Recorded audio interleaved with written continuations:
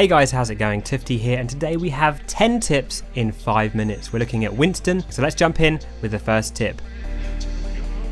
Manage your HP. This is one of your #1 priorities at all times. Keep an eye on your HP. You need to know at all times how much health you have at your disposal so you can make better informed decisions. Knowing your HP at all times will help us do the next tip, which is squeeze the value out of your abilities. You need to be getting every bit of value you can out of your shield and your mobility. You should even almost consider your health pool as an ability within itself. The job of a tank is to absorb damage and to create time and space for your team. Intentionally sponging a bunch of damage can actually be really useful in some situations. A good example of this is popping ult after draining the majority of your health pool.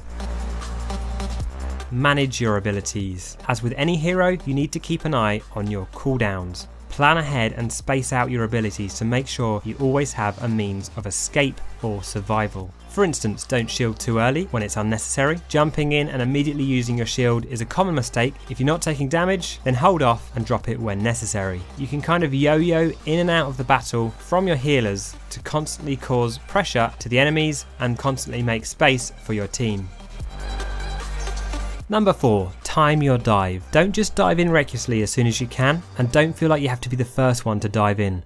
Look for the right opportunity, look for the right timing, look for fights that you can help win. Sometimes waiting in cover is the best thing to do at any given moment. And if you are initiating a push, make sure you have that team in place to back you up when you do. Winston has a large health pool, but it can disappear very quickly if you're on your own. Pick out the outliers. Jump to the back lines and find the supports or vulnerable heroes who are alone and can't quickly be backed up by their team. This is why Winston's so powerful. It's his ability to jump over the entire front line of the enemy team and get deep into the supports. Bear in mind that some classes are not as vulnerable as they may look, such as Anna with her sleep dart, which is a super easy hit on a big furry Winston. The other nice thing about doing this, if you can't necessarily secure a kill, it will draw the enemy team back, again creating space for your team to move forward. Number 6, land on their heads. A simple one, but it's very easy to underestimate how important this is. For a long time I thought it was a nice little bonus to the Winston gameplay, but this is by no means the truth. Because your primary weapon does such little damage, any little bit of extra damage you can deal is super important. So at the beginning of a fight, try and land on the enemy's head, use melee, and then use your primary weapon to melt them down. Mid-fight you may find that doing another jump is useful. By jumping vertically, you can stall for time, you can reload, you make it very difficult for them to hit you, and of course, you can land back on their heads. Number 7, the shield dance. You may or may not have heard this term before, but this is basically the dance that Winston does as he's weaving in and out of his shield to try and reduce the amount of damage he's taking on as much as possible. This is all about mind games and trying to keep that shield in between you and the enemy. I often find that mid-fight, as I said before, you can jump vertically into the air or jump past them very quickly to dodge damage and to again get yourself on the other side of the shield.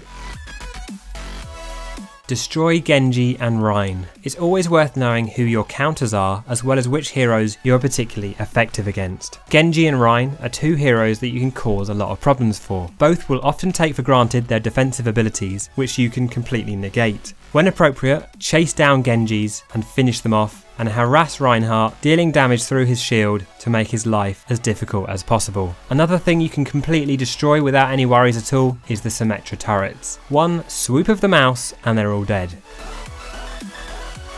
Number 9, finish off. With your mobility and your weapon that locks on, you are amazing at chasing down and finishing off even the most nimble and bouncy opponents. It's often worthwhile chasing down low players to finish them off, and over time you'll learn to judge which enemies are worth chasing and which should be left to avoid the dreaded overextending.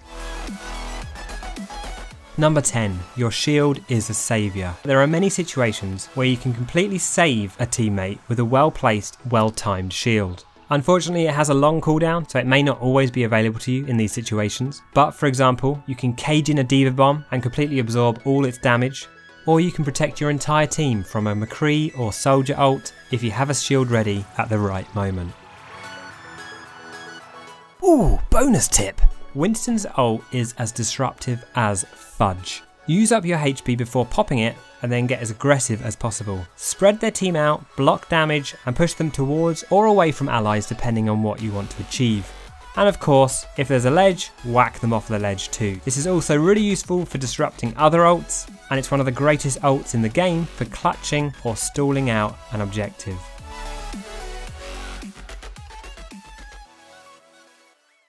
I appear to have lost control. Hey!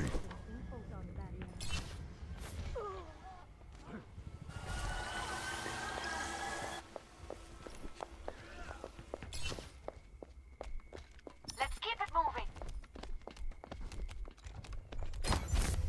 This will protect us.